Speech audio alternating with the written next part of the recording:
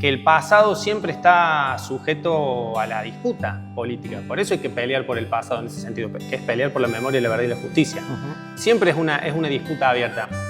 Todos los gobiernos tienen siempre una lectura sobre el pasado y una explicación sobre el pasado para justificar el presente. Claro. Entonces, hablar del pasado no es hablar del pasado, es hablar de hoy también.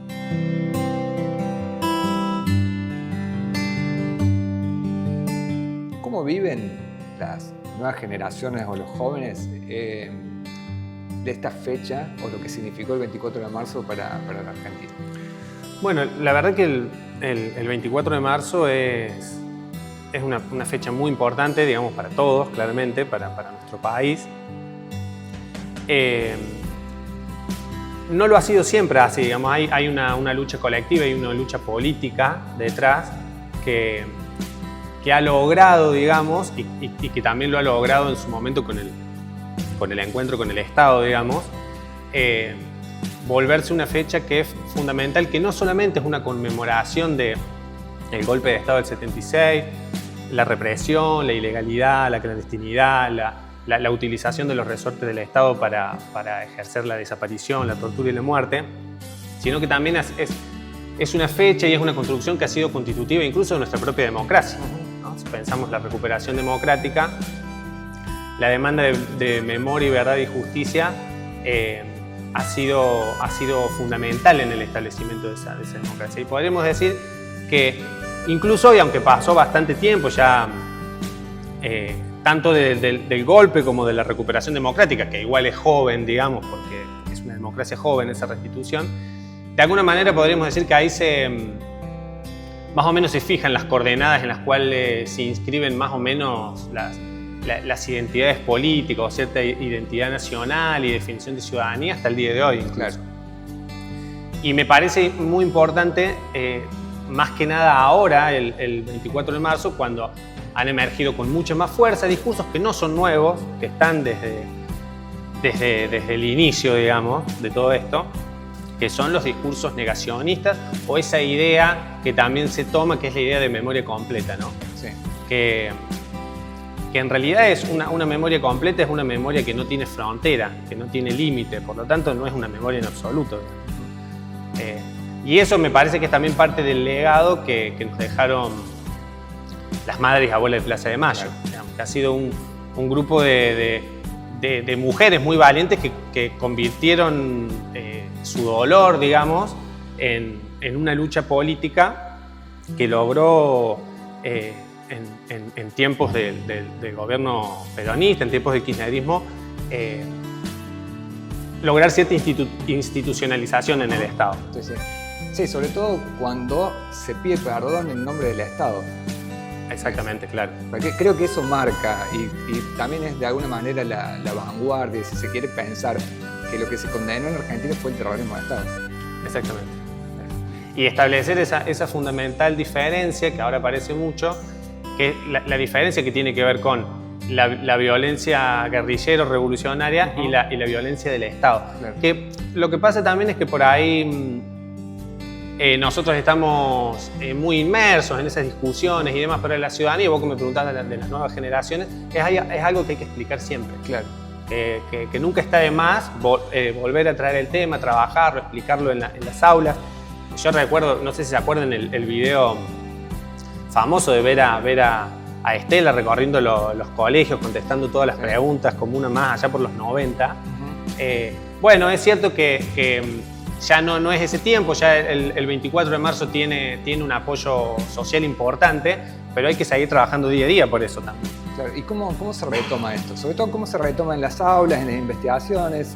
¿Tus trabajos de investigación actuales tienen que ver también de alguna manera? Sí, están relacionados.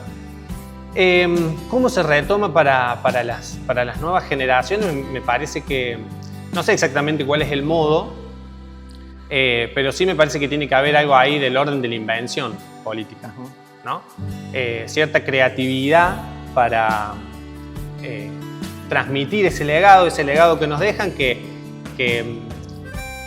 las nuevas generaciones, bueno, lo toman también. Tenemos toda la generación, por ejemplo, de nietes, que son nietos de desaparecidos. Hay mucha gente trabajando en eso también.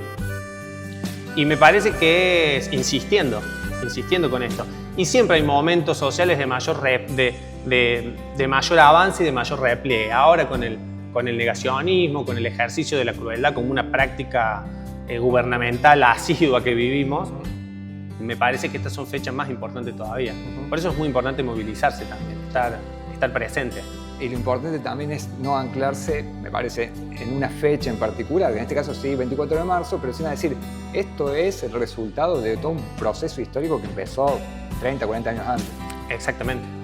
Entonces, para no repetir, de alguna manera, hablas con los historiadores, te dicen, bueno, conocer de historia, tener memoria, verdad y justicia también implica no repetir la historia. Exactamente, no repetir la historia y entender también que no es pasado. No es pasado en muchos sentidos. Acaban de encontrar 12 cuerpos en la Perla. Es decir, no es algo que pasó. Es algo que es una herida que está abierta todavía.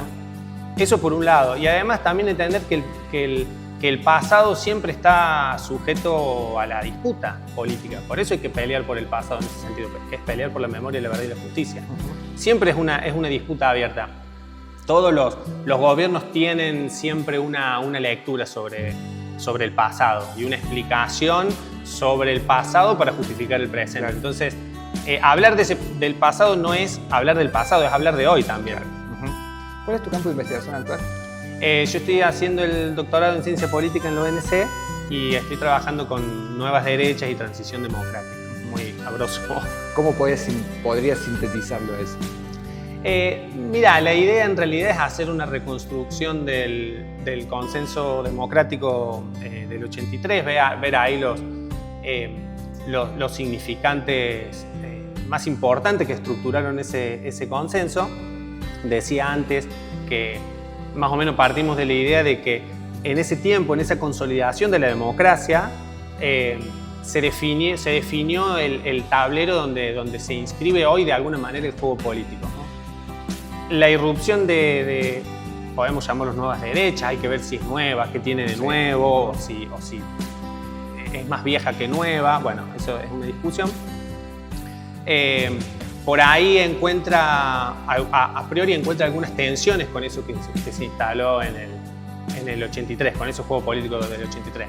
Por ejemplo, se cuestiona mucho las típicas críticas que se hace hoy al gobierno de Milei, una falta de pluralismo, la cuestión del Estado de Derecho. Bueno, la idea es ver cómo si las nuevas derechas ponen en tela de juicio o modifican algo o hay alguna mutación en ese orden respecto del consenso del 83.